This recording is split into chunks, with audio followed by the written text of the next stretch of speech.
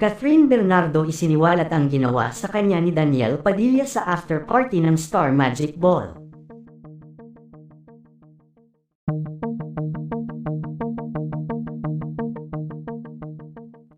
Matapos nga ang glamorosang naganap na ABS-CBN Star Magic Ball noong April 4 ay naging laman ng usap-usapan si Catherine Bernardo at Daniel Padilla.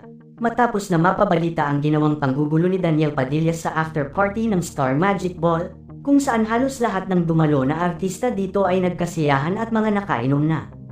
Samantala, may nahanap kaming post mula sa anonymous participant na ibinandera sa account na Catherine Bernardo fan page.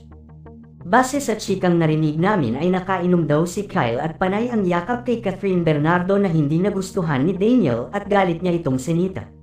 Nagsuntukan umano sina Kyle Echari at Daniel dahil sa sobrang lasing ni Kyle medyo bastos na ang hawak at yakap niya kay Catherine kaya itong si Daniel galit na pinatanggal ang kamay at pagkakayakap nito kay Kat.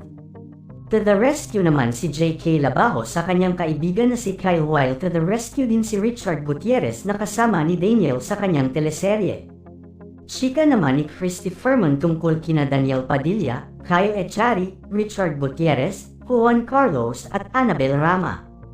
Ayon sa ibinunyag ni Christy Ferman sa kanyang programa, nagkaroon umano ng tensyon sa ABS-CBN Ball kung saan nasangkot sina Daniel Padilla, Kyle Echari, Richard Gutierrez at Juan Carlos Labajo. Nagsimula umano ang tensyon ng komprontahin ni Kyle si Daniel Padilla tungkol sa isyu nila ni Catherine Bernardo. Nauwi raw ito sa mainit na pagtatalo at pisikal na alitan. Nandoon din daw si Juan Carlos na tila kampi kay Kyle. Sa gitna ng gulo, sumali si Richard Gutierrez upang ipagtanggol si Daniel. Nasapak umano ni Richard si Juan Carlos matapos itong umasta ng agresibo.